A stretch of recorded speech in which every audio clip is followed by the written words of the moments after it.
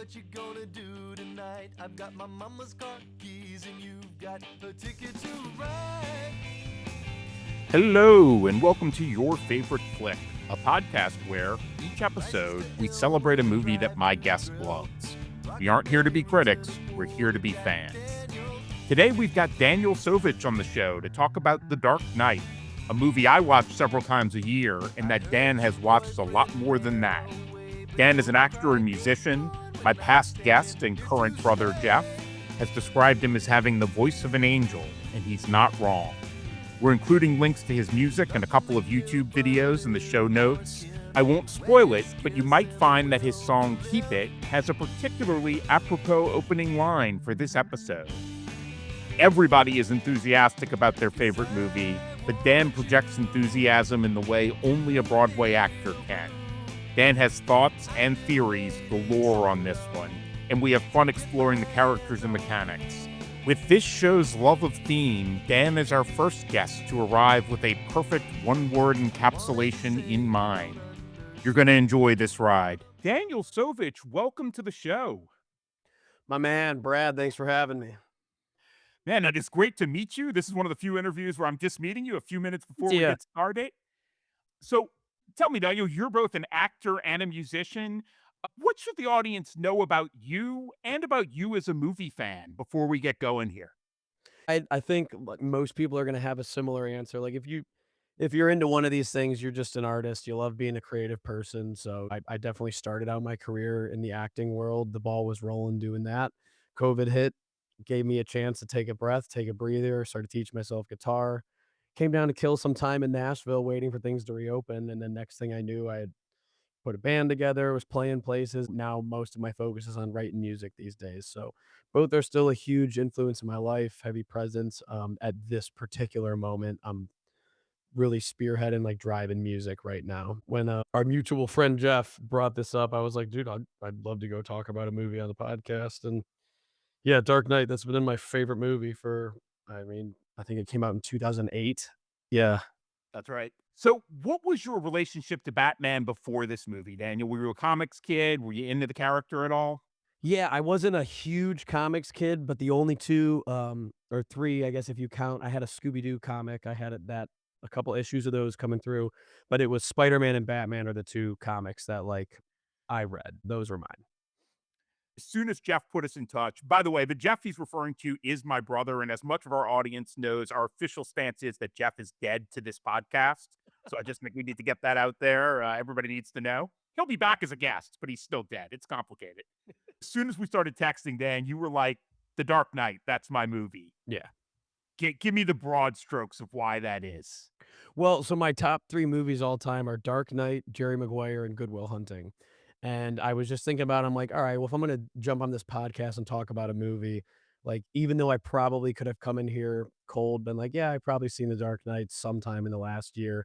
I was like, here's a movie that I would just love an excuse to rewatch. So I was like, I will definitely make time to rewatch this movie this week.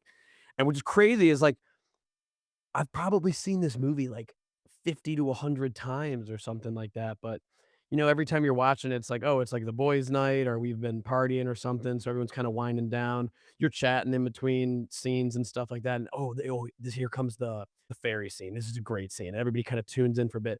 Well, I'm watching it completely alone, not distracted by anything. All the lights in my house are off and stuff.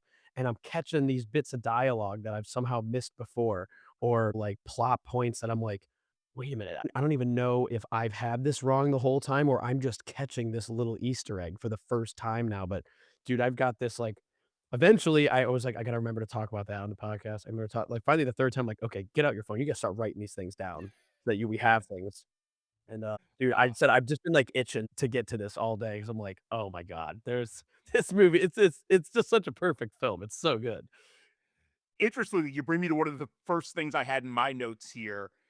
For me, this movie is intentionally disorienting. And I think that plays into what you're talking about, where Yeah. even having watched this, maybe not quite as many times as you, but like I told you, I watch this a few times a year probably. Yeah. I forget the order that things happen in. I forget the details. Mhm. I'm wondering if you find that to be intentional as well. And if so, what's at work there?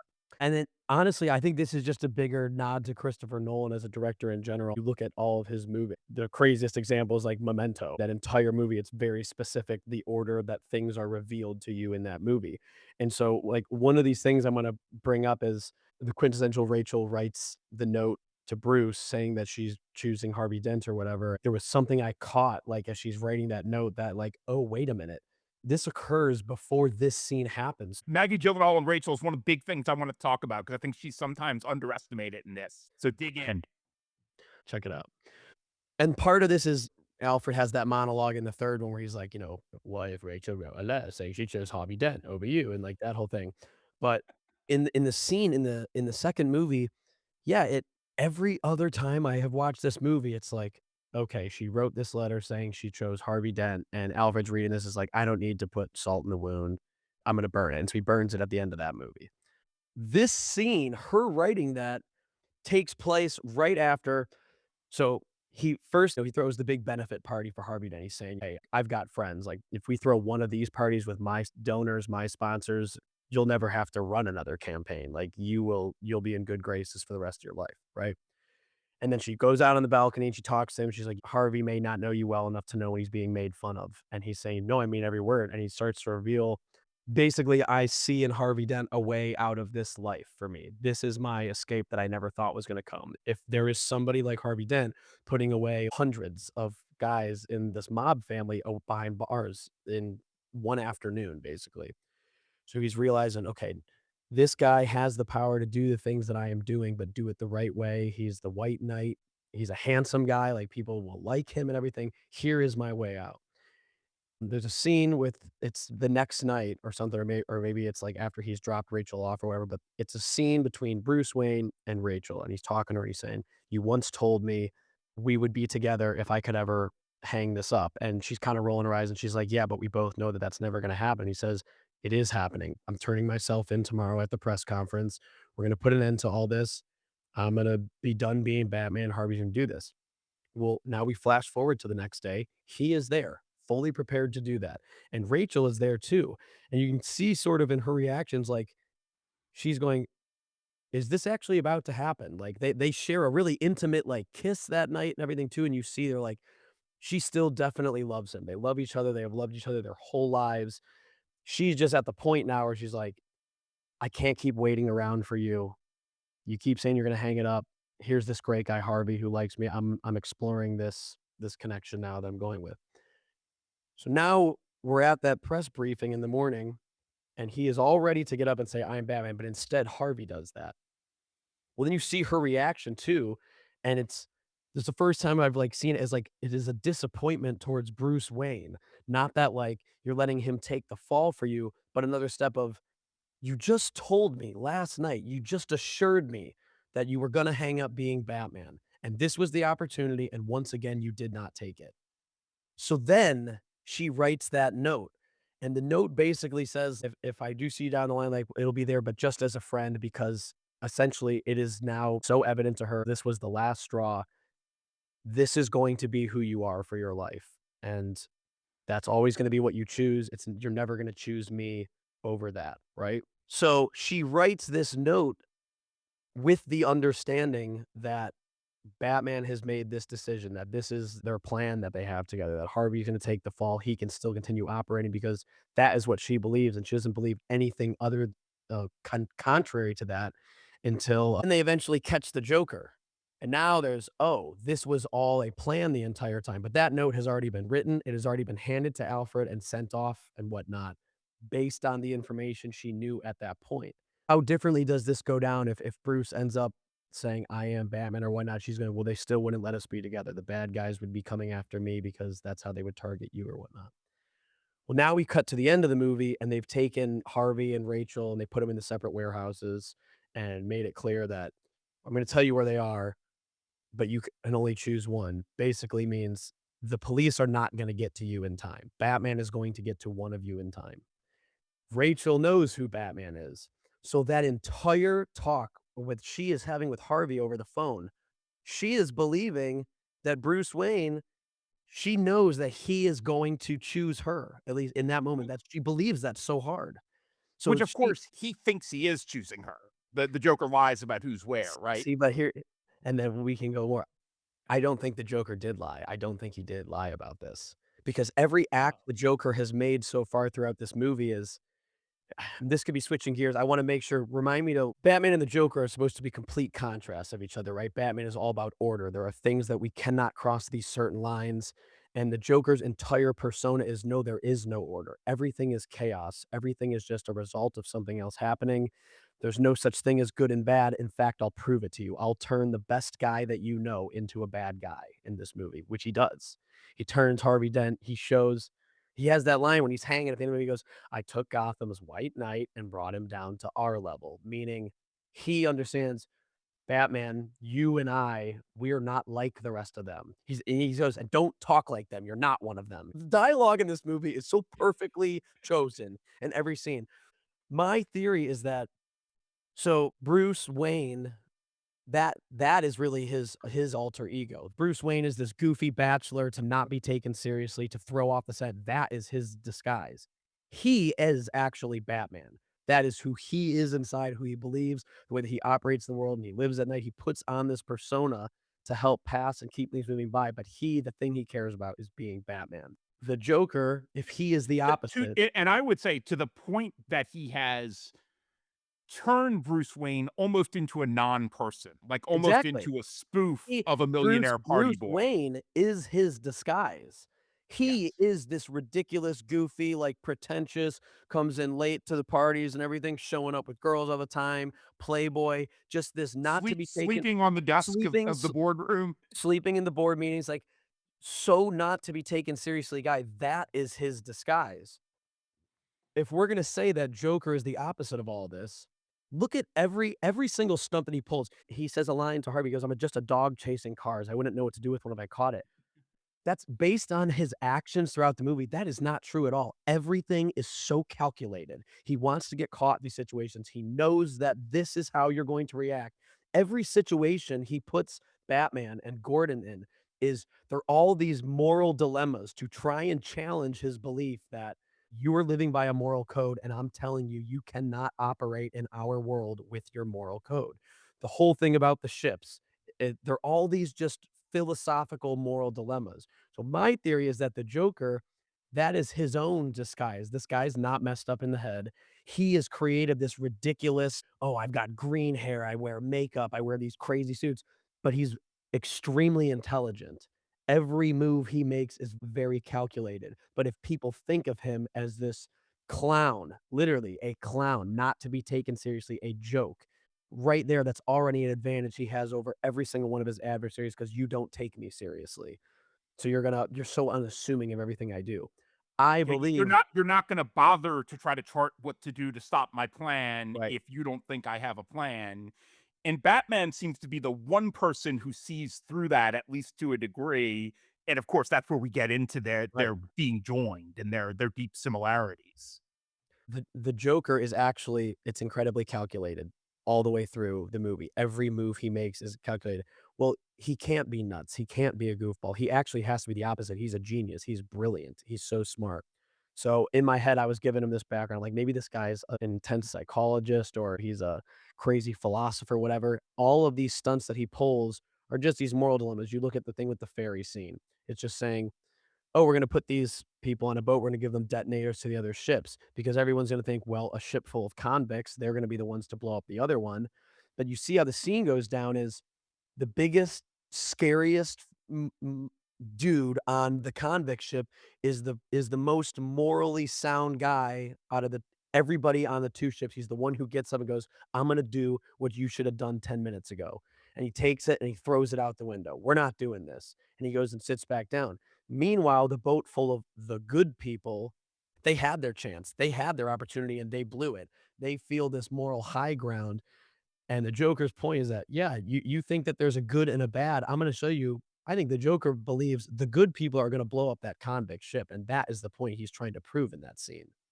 Well, And then and that gets to a fascinating thing about this movie to me because as much as it's about darkness, it's right there in the title. I think this is a movie that fundamentally, as a movie, believes in the goodness of people. Like, we see yeah, the guy who says, "Hey, I'm the one who's gonna blow it up. Give me the thing." and he gets that trigger in his and he hand, can't do it. and he can't bring himself to do it. Can't do it. So my thought is, if every action that the joke has made has been calculated throughout, it goes against what he's trying to prove with the Harvey and Rachel dilemma. I think the Joker is trying to make a decision on Batman right now. He's saying, "We're destined to do this forever. The unstoppable force meets the immovable object. Like, you can't kill me out of some misplaced self-righteousness, and I can't kill you because, well, you're just too much fun." And so that particular challenge that he sets up for the Batman is, "Hey, if you save Harvey Dent, you have a way out." What he's been trying to get. If you save Rachel, your way out dies, and you are destined to still continue being Batman. So I think he did tell him the exact truth, where they are supposed to be. He told them Harvey is at this place and Rachel is at this one, and I don't think he lies about it because I think he wants to see who are you actually going to choose in this situation? And Rachel even believes that the whole time. She's like, because she knows who Batman is. She knows Bruce Wayne loves her. He is going to choose me. That's what he's going to do until the moment that he does it. It's not even just that, oh my God, I'm about to die, but it's also the realization of, wow, Bruce chose this over me, despite the conversation that we just had the other night. So one thing I was thinking about related to that, I love Maggie Gyllenhaal. I probably need to admit I have a crush on Maggie Gyllenhaal because my wife will call me on it if I don't admit that on this episode. But I feel like she got at least not if not flack, she wasn't one of the most remarked upon aspects of this movie. And I was really thinking about, and especially culminating in that death scene, that she is the one in this movie who is kind of the opposite of the Joker. Like, he is all about rattling everything and burning down the world, whether he really believes that or not. He certainly believes in sowing this destruction. And she panics for a second, but she kind of has this calm acceptance, even at the moment of death. Right. Of she's the one character who, not that she fights, she's a prosecutor, not that she doesn't want change, but that she feels like the one person to me who's able to say, okay, this is my fate. And in the end, I have to be okay with it. And then the Joker now knows too, if Batman chooses Rachel, his exit in Harvey Dent is gone, which means the Joker gets Batman forever. He's not going anywhere. I still get you around. If he chooses Harvey, Rachel dies, and he knows what that does to Harvey now, that he breaks him. So he wins this test no matter which way it goes. It ruins the point of the test if he didn't give Batman the correct information. Everything he's done the rest of the movie is being like, "I'm challenging the things that you believe." And I feel like this is the biggest one. It's the final climax, like the final thing that he can do before they catch the Joker. And I don't think anybody expected Heath Ledger to die. So who knows if there were more plans for what was going to happen in the third one. You know what I love about that comment you cited about we're destined to do this forever? It kind of feels like a nod to comic books too, Yeah. right? Yeah. Where heroes and villains fight forever. Nobody ever wins. Yeah.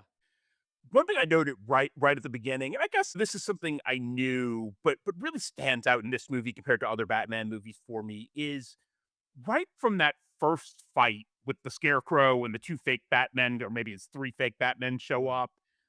We see how physically hard it is to be Batman. Like, we see the dog bite him. We see him get slammed into a column. Even when he's going to take the jump onto the van, he Yeah. like takes a deep breath. It's like he knows this is going to hurt. Yeah. I'm wondering, why do you think the focus on that, and what do you think that brings to the character in the movie? It's exactly why my two favorite comics were Batman and Spider-Man. And if you're a Marvel guy, like Iron Man is the Batman of the Marvel universe.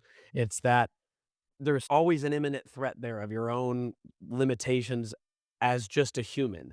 He does not have any of these superpowers. It's the idea that makes you and I feel like I could do this, or all the copycats thinking this is just some other guy doing this.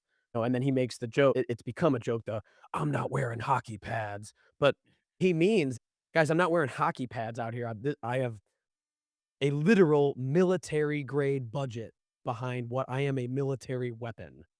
that is what this is happening right now. I'm not just some guy. I've joked during that scene on more casual watches of like, did you guys not see Batman Begins? Did you not see everything I Yeah. went through to get to what I am here? Yeah. Moving on to Heath Ledger, obviously an Oscar-winning performance, rightly praised, and of course the sad story of this coming out posthumously. He does so many interesting things to embody this character. One I really was picking up on this time is almost every word he pronounces, he hits consonants at the Yeah. end really hard. Like he almost double pronounces them. I'm wondering if that's something you've noticed, or what are other little quirks of his performance that you feel like really bring this character across? Well, and this kind of brings it back to that, like, it's so over the top. So my degree is in psychology. So I'm looking at it, I'm like, okay, so what if we're assuming that this guy is crazy, what does he have? What is he coming? And I could not point to one specific thing because the things he's doing don't match up. It's not some sort of psychosis. It's not he's schizophrenic or anything like that. Like maybe you want to say that he's psychotic or something, but if he was psychotic, like he wouldn't be thinking so clearly about these plans. Like everything is navigated to a T, like how he figures it out. Nothing is actually left up to chance. Even the scene in the hospital with Harvey Dent when he hands him the gun and puts it against his head. No matter what happens in that scene, he wins because his whole point is if I can ruin this good man, if I can turn him into a bad person, I win. It's kind of like at the end of Seven, where it's like the last sin is Brad Pitt actually shooting him, wrath coming through. If Harvey Dent pulls this trigger and kills me in cold blood right now, he is breaking the rule. He is no better than anybody. So even if I die, he has now crossed over into that into that level. So I kept waiting. I'm like, okay, so what is the actual point where Harvey Dent becomes a villain, like becomes a bad man? There's another theory I've got there. Here's the people that Harvey kills. There's the 2 moles that are inside. He kills one of them at the bar and, realizing these are the 2 people that actually outed him saying, "Here's where he's gonna be. Here's where the van's gonna get, intercepted at the end of all this." He kills one of them there, which still in cold blood, what do we know about Harvey Dent in the movie? The actions that he has taken. Remember the psychotic patient, like, when Gordon's having the ceremony, downtown and he's about to get fake assassinated or whatever. The guy that he kidnaps, that is such a rogue move, and then he's sitting there and he's playing these mind games, but was never actually gonna kill him, but pretty messed up, like, he did kidnap a man and is putting him in this situation. He's realizing, "I am at the limits of what I can do being a public figure and having to operate under these rules. Batman does not have to operate under these rules. And sometimes you need a guy like a Batman who can do things that we can't."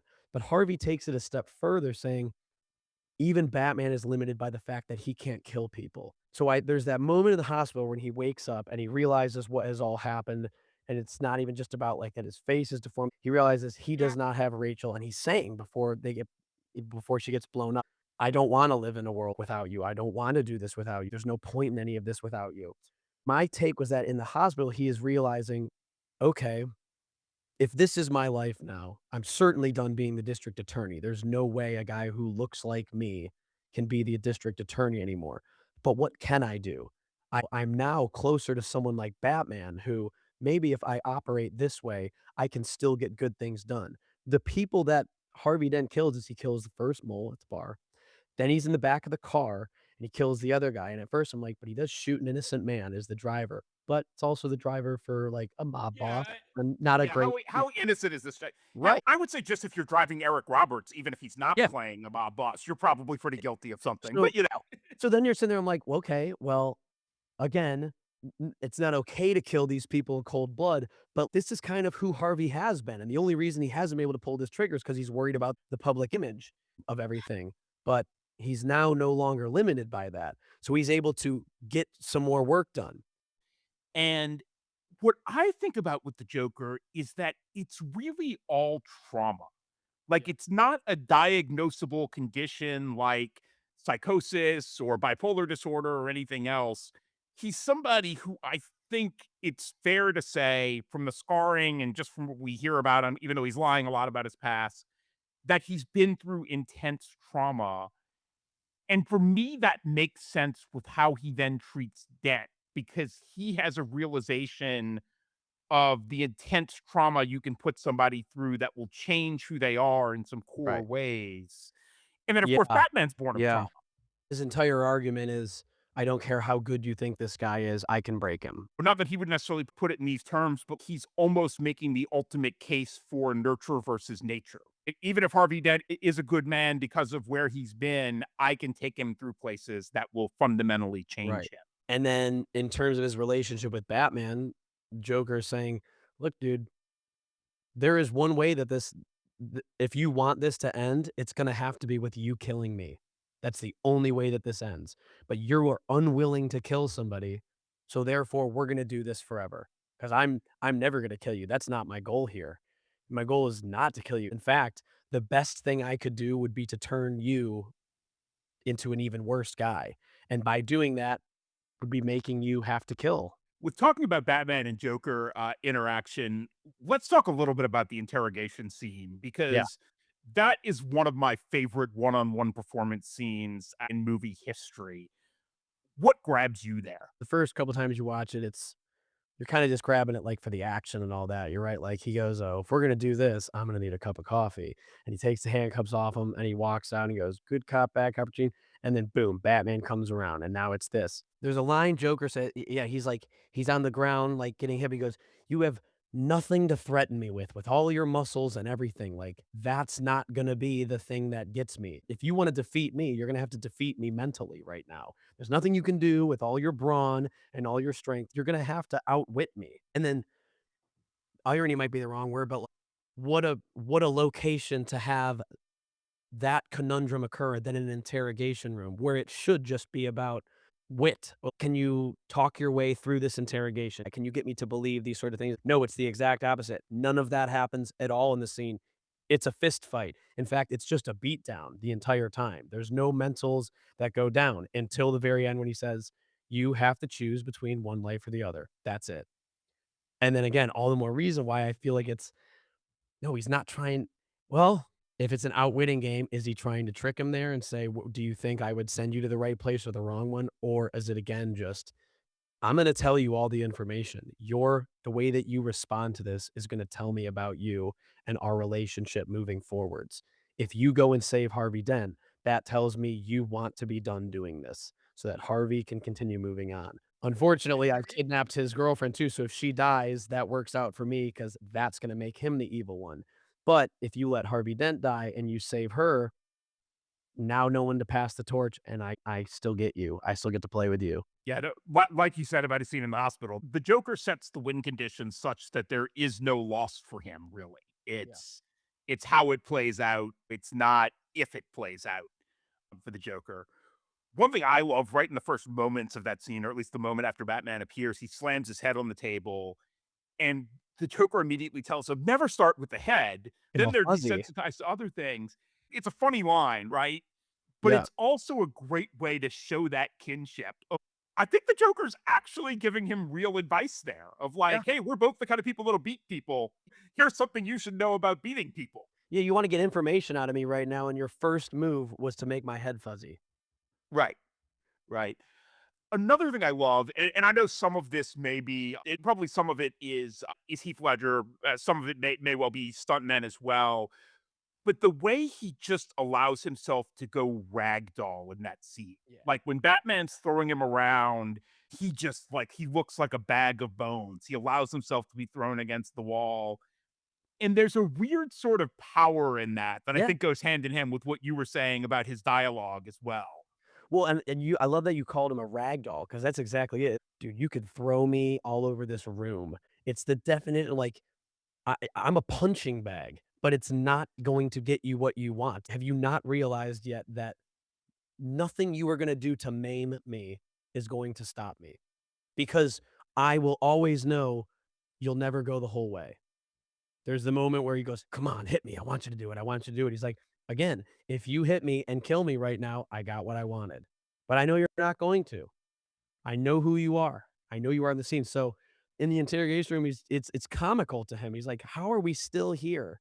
and you still have not grasped this, that as strong as you are, all the tools that you have and everything, it's like the one thing that I connect with you on is Batman is brilliant. That's the world's greatest detective. He's such a smart hero. You've met your match with me, but you're not, for whatever reason, you're not attacking me on the same mental playing field. That's how I wish that you would treat me, as a mental equal of you. But you still look at me like I'm this scrawny, like dwindly, can throw you all over the room, and that's going to get you what you want. You got the wrong guy here. That's not who I am. That's not how you're going to defeat me, which is the exact opposite in the next movie. Bane is the epitome of, it's a movie about power. Where does the power lie? This is a movie Yes. about chaos. How do you control chaos? I really love that as a one-word breakdown of these two movies Well, and the the first one's contrast. about fear. How do I operate when fear is the driving factor? It's the theme of that movie is Bruce Wayne overcoming his own fear to harness his power. Scarecrow's entire character is about fear and being able to overcome it or take down. Scarecrow uses fear as a weapon. Other people are succumb to it. In this movie, you can have as much order as you want, but chaos isn't going to listen to that. I don't want to move on from character and performance before I ask you, are there some smaller performances here that really grabbed you? Anybody you want to highlight? Michael Caine's fantastic. I don't know if it's just that I could listen to that man read the dictionary to me, but there's just those actors that when you talk, they listen. It's like Michael Caine, Morgan Freeman, Anthony Hopkins. It's like Jack Nicholson. It's like something about the way that they deliver it. Like they can just tell these stories and you're so invested. Like, God, the relationship between Batman and Alfred is so great in this movie. Like just the little one-liners have busted each other's balls where he comes to the conclusion, I'm going to turn myself in tomorrow. And then, as they're riding the little elevator outside of where they've been running these experiments away from Wayne Manor down by the docks, he says some comment. He goes, "So I suppose that once you do this, they're going to put you in handcuffs, right?" He goes, "I suppose that makes me accomplice." And Bruce just throws a quick. He goes, "Accomplice? I'm going to tell him the whole thing was your idea." I'm at the moment when he says, what he tells me, no, you can say I told you so. And he says, I don't want to. But then a minute later, but I did tell you. But I did tell you so. Using actors like him and Morgan Freeman in that small of roles, and I mean this in the best possible way, is such a cheat code because we Yeah. bring our relationship with those actors to those characters. And in a busy movie, they don't need a ton of screen time to get across what they are, how important they are to Bruce and to the movie. I hadn't really thought about it this way before, but Alfred, we know from stories and hints he's dropped, was a badass in his own youth, and his Right. out was becoming a butler. So he's a man who has actually lived what he's saying here, Right. as he had to eventually find another path in his life. So explication is something that I often find tough in movies. Like you have things you need to explain, but things can just go wooden when you get into explaining them. This movie is in some ways all explication. We have a lot we need to understand in every scene as we go, but Nolan and his collaborators and his cast make that work to where I don't feel like I'm ever being talked at in this movie. It feels like it's natural to the Mhm. world. I'm wondering if you feel the same way and why does that work so well here? I feel like that's why, like, when you rewatch it, you start picking up these things because it is not so spelled out to you. I keep looking through these notes, and, like, another one that I had, especially for talking about other side characters, is the character of Lucius Fox and, like, what he serves to this, like, the similarities between him and Alfred, like, it almost feels like he is that role in the workplace, like, Alfred is the one that's like, "Okay, I know who Batman is, and we operate here, and I am the bridge between Batman and the real world." And Lucius Fox, he is the inside man in the Bruce Wayne persona of his life. And something that I caught this time in the movie is when they have the sonar system. He shows him, he goes, "It's sonar frequency, but it's tapped into every cell phone in the city." And he says, "This is wrong. This is spying on America." And he goes, "When you're done, type in your name." Then you're like, "Oh, I know what happens when he does that." And then the whole system shuts down.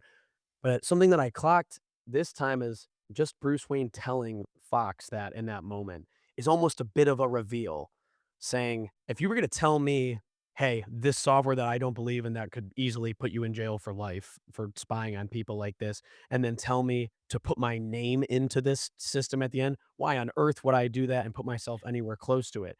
But he has to know that Bruce Wayne would never put him in that position. So it's almost it's almost a bit of a reveal, right? Just the fact that he is telling me to put my own name on this thing that I don't believe in. is almost a reveal in advance. Bruce knows who you are as a person. I knew you were not going to be ever okay with this, which is why Like saying, Lucius, I know you are my conscience. And I knew that even before we had this conversation. So exactly. you're the only name I could put here because I know it's wrong, You are the but I'm only doing it for person who this can reason. do this because I already knew that you would know how wrong this is to have. And then just by him saying type in your name at the end was almost like a mini reveal. Like, is that enough for Lucius in that moment to be like, whatever this thing is about to be at the end, this password, this code, he doesn't know what it's going to do or something. But like the fact that he's telling me it's my own name, it's like, trust me, you're going to be okay. And you'll see once we're done why. I was just thinking, twinned with, I have the most trust in the world for you. Right. And this is something I'm really just thinking of now, but I think there are a lot of versions of Batman where Alfred and Lucius would actually be the same character, especially in a dense movie that you wouldn't break up that character real estate. But I think it's in moments like that that it really serves the movie well that they're not. Because not that they're totally dissimilar men, but we need Lucius to be there as that conscience, and we need Alfred to be there caring about Bruce as the man. Yeah. And I think if you try to combine those in one character, it gets a little, not that it couldn't work, but it gets a little crowded maybe as to what that character is about. Yeah. If we're talking James Bond, like Lucius is Q. He's the one coming up with his inventions and everything. And he's saying the same way that Alfred is like, I work for the Wayne family. If this is what Bruce Wayne wants to do, then this is what we're doing. And Lucius Fox is I do that for Wayne Enterprises. If this is what the CEO of Wayne Enterprises wants to do, this is what we're doing. Another Lucius moment that I noted this time that I so love, and I love from an acting and from a drama standpoint, when he goes to meet Lau to set up Batman kidnapping him in Hong Kong, Yeah. he says he's there to apologize, but that Mr. Wayne didn't intentionally waste Right. his time. Just And accidentally. and Lau says, "Just accidentally," and Morgan Freeman at that moment goes, "Accidentally. Very good, Mr. Lau." Very good, And Mr. it's this low status to high status flip by his Uh-huh. character right in that moment where it's like, he's been obsequious. We know what he's got planned, but he's been kind of acting obsequious. He's been playing the low status character. And in that moment, he kind of turns the tables and he's like, "Oh, I see what you're doing with that little joke. I get it. I approve, but I'm the one who gets to decide whether to approve or not." Right. Yeah, you think like Lau has stolen all of these men's money and says, I am the one in power right now. I am the only one that knows where this money is. Everybody answers to me. Even the most dangerous of all dangerous men still can't do anything to me because I'm the only one who knows where their money is. And Fox reminds him in that moment that's like, you are the most dangerous man in that room. You're not in fact, we're in your own house right now and you're still not even the most dangerous man. I came all the way over here and I am representing a way more dangerous man than you pretend to be. You talk about the third one being even more about power, which I think you're absolutely right. But obviously, it's an element here as well. And I think there is a central thing that Lau doesn't get that the Joker later really explains for us is that money isn't power.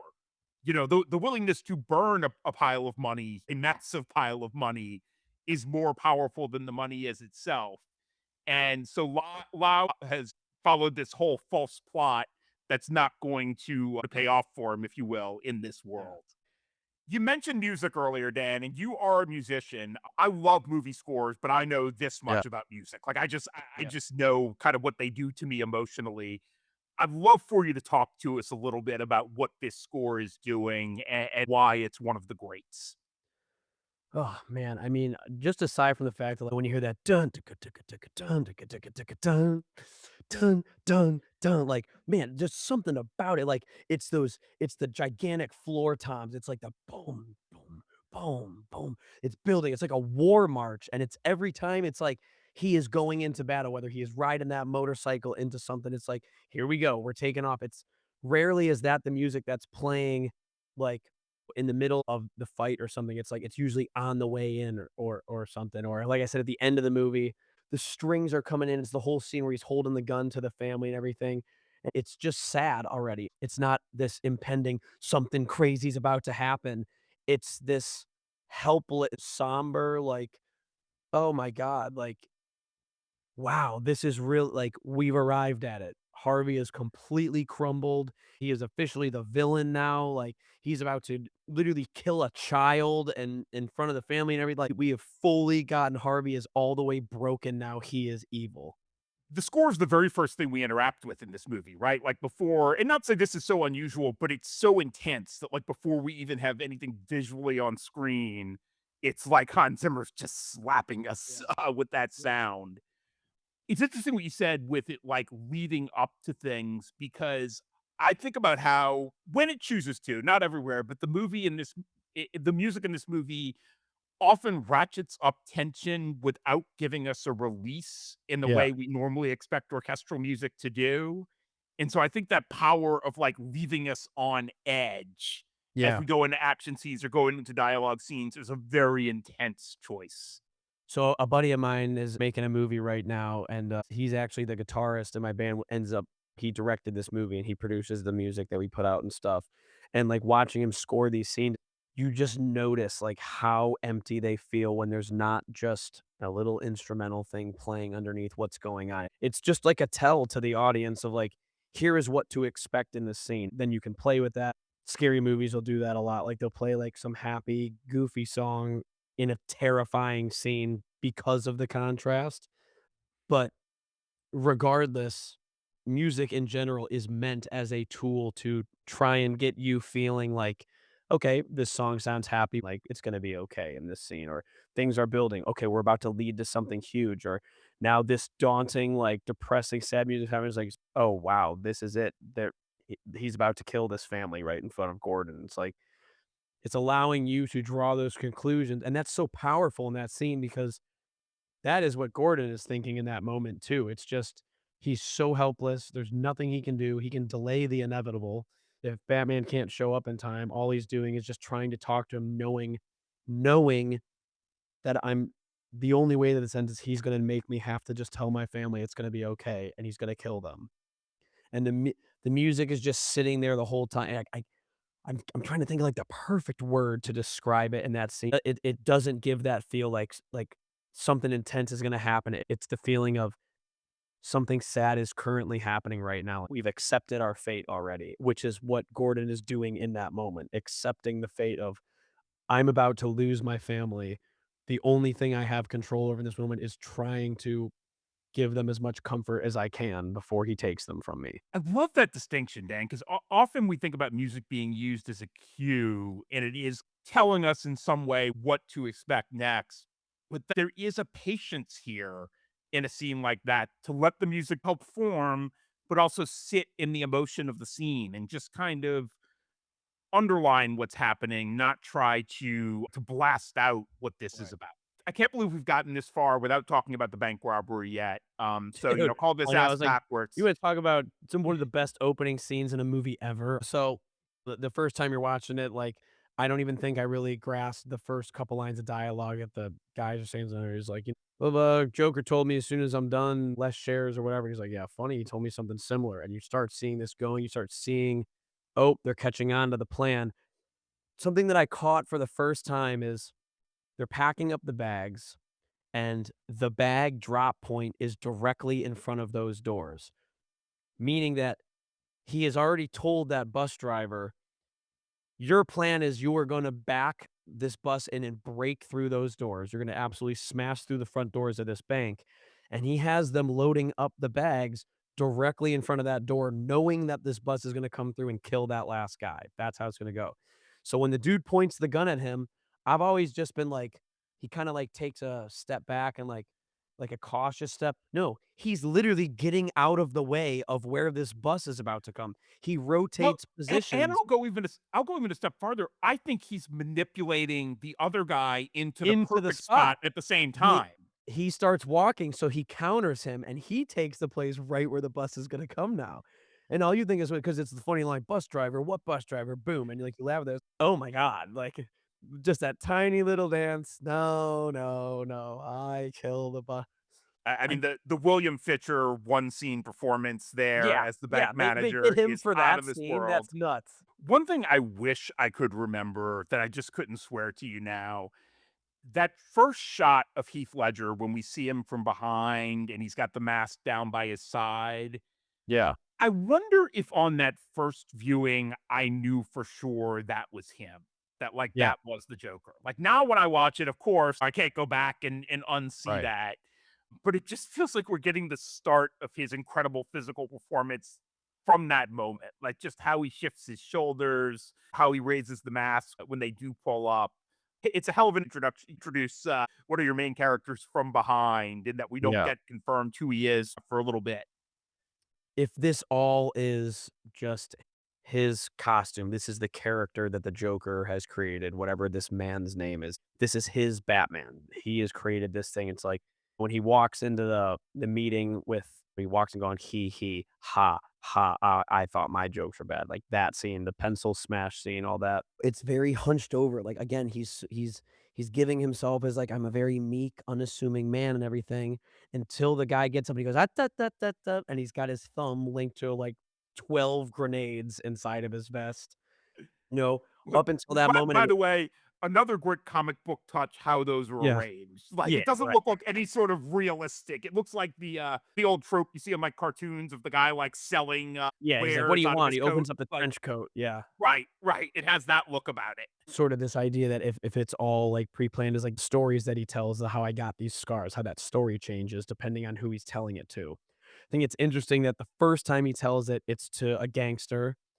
It's to a black man who is a gangster in this world, and there's probably a more than likely shot if you're a gangster in this world, you probably didn't have a great upbringing. So the theme of this particular story that he tells is that there's a bad dynamic with his dad. Says, "You wanna know how I got these hours? My father was a drinker." And the father is like, here's something that he believes will relate to this particular guy. You're gonna see where I'm coming from in this story and see the fear here. Versus the story with Rachel is totally different. It's all about this woman I love and this relationship that I had and everything. And I did this thing for her. Like maybe a woman's worst fears might be how creepy men can be and how scary they could be and the type of situations you can end up in. Well, the story he tells is this awful thing happened to my wife, and his take on it is, "So I sliced my mouth open." That's who you're dealing with right now. That's the person who has his hands on you right now, and I did it because I love her.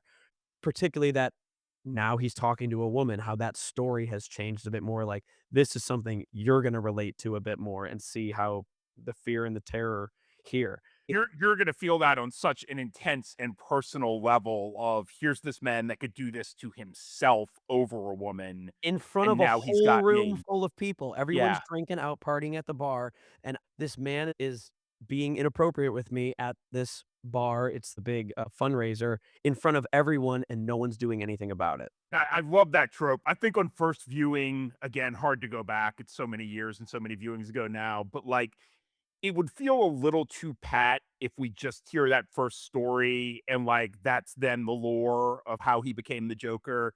The fact that even that is shrouded in lies or at least feints and misleading is terrific. It's a great piece. So, Dan, before we wrap up here, one thing we always like to leave our audience with is other movies to watch. So, for Yeah. fans of The Dark Knight, what are some movies that you might recommend they check out? I mean, obviously, Batman Begins and Dark Knight Rises. You can watch The Dark Knight without watching Batman Begins. It will mean so much more if you watch Batman Begins, but they are all standalone movies. All 3 of them are. They're fantastic.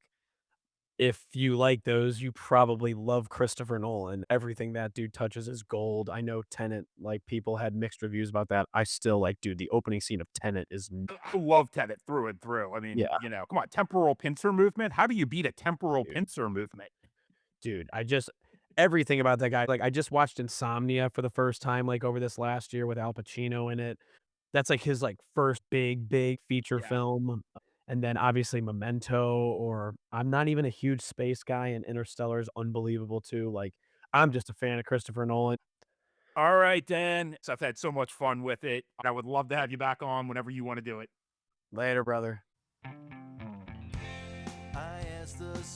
That's it for this one, folks. I'm Brad Glazer. I host, produce, and edit the show.